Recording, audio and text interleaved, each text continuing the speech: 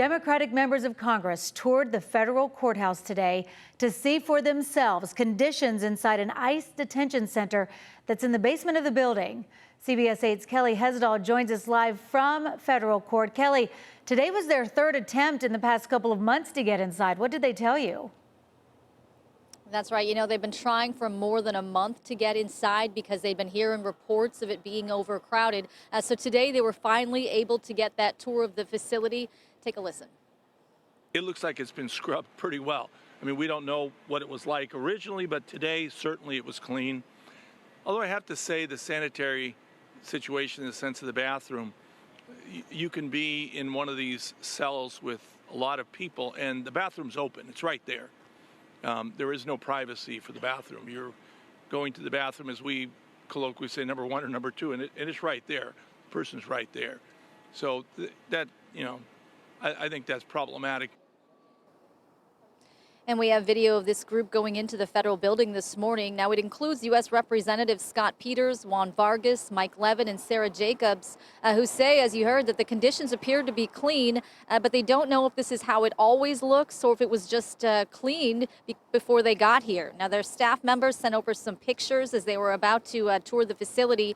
Now, Congressman Levin says there were just 3 people being held in the facility today. He said they were told that there's capacity for about 120 and that the most that have been held here in the past year is 68. Now, these lawmakers pointed out, were people moved out of here because of today's tour? They don't know. They did confirm, though, that people being held here are transported back and forth between the federal building and Otay Mesa so that they can get medical care. So back out here live, they say that these are not people with violent criminal histories, and where they are being held essentially looks like a prison. There's these 8 cells there that are of various sizes. The lawmakers today said this is not a place that you would want your family members to be held. Anna? But Kelly, isn't the whole point originally the law says that they can go in at any time, but now they were told, no, you have to give us notice, and they kept getting put off, right? They're supposed to be able to go in at a moment's notice.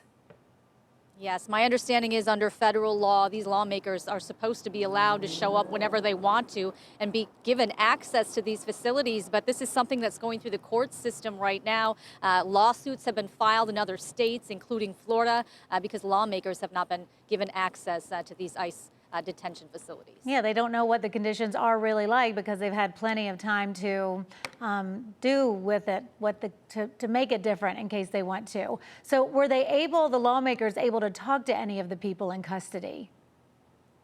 Yeah, they were able to talk to one of the people that was being detained there. They said it was a man who had just been arrested on his way to work downtown as a plumber. He told them that he has a wife and he has 2 young children, that he was able to call his wife and let her know that he had been arrested and was not coming home. But they said, you know, he's scared.